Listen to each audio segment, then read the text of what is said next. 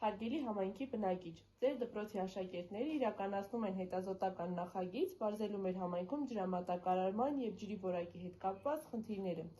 Ձեր անկեղծ պատասխանները կօգնեն մեզ հավաքագրել ճշգրիտ տվյալները և լուծումներ առաջարկել համայնքապետարանին։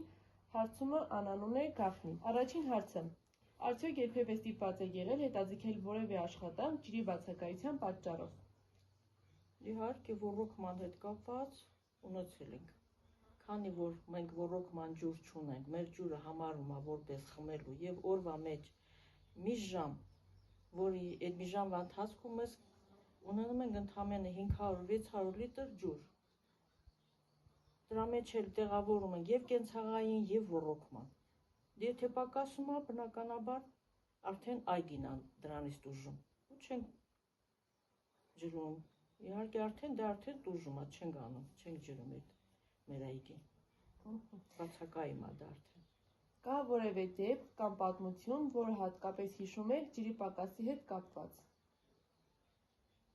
Ջրի հետ պակաս։ Դե գիտես, հիմա ես այս տարիքում հիշում եմ։ Մեր երեխաներն էին եկել այստեղ Վարդավորի հետ կապված։ Դե քանի որ ջուր չկար, հավաքել էինք այդ ջրերը վաննաների մեջ ու խնայողաբար, որպեսզի կարողանան այդ օրը իրանց այդ տոնը կազմակերպեն, անցկացնեն այդ եղած մեր հավաքած ջրով։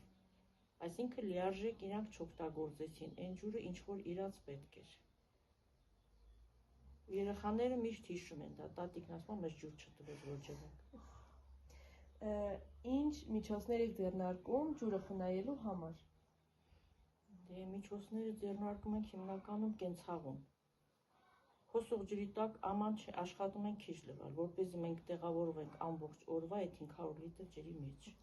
Շնորհակալություն ժամանակ տրամադրելու եւ ձեր կարծիքը մեզ հետ կիսելու համար։ Ձեր պատասխանները շատ կօգնեն մեր նախագծին։ Ես էլ եմ շնորհակալ։